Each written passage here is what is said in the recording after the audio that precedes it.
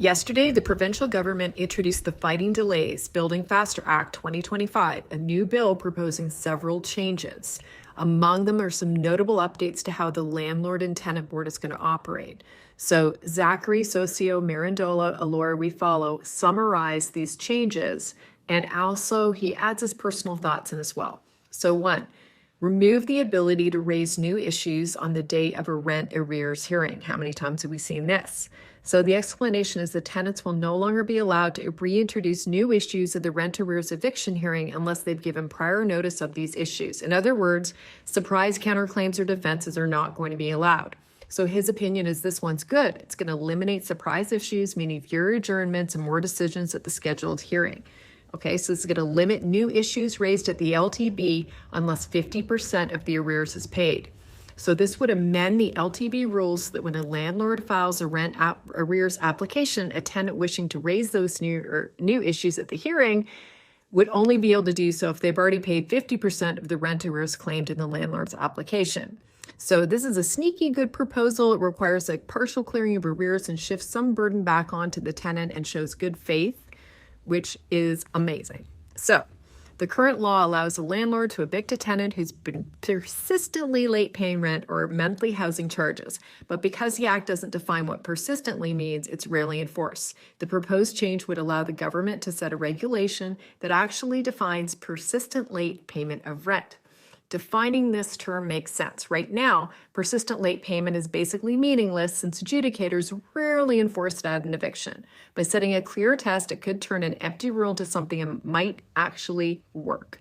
Now, the government wants the power to rewrite the official notice forms. The idea is to make these forms easier to understand for tenants, uses plain language, and emphasizes the seriousness of the notice.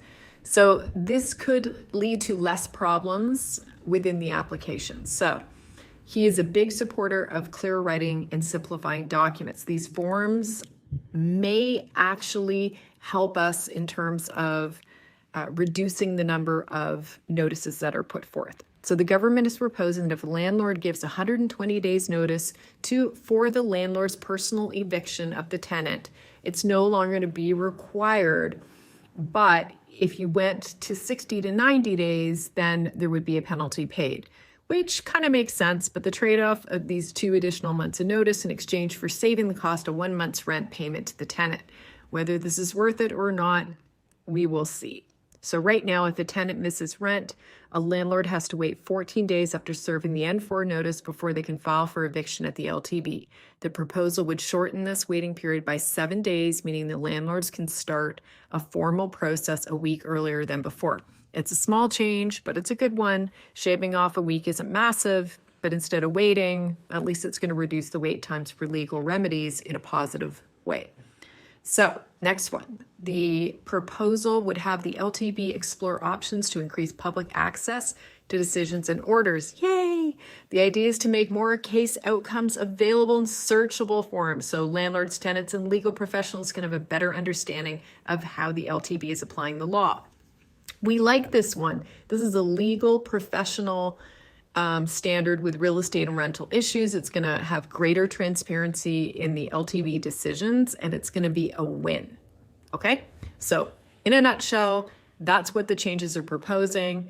Obviously, we have to wait for these to be passed, but this is a movement in the right direction where so much of the weight has gone onto the tenant side and the landlords haven't been protected and quite frankly are afraid to put, tenants into their units. So this will move in the right direction towards landlords actually being protected. Thank you.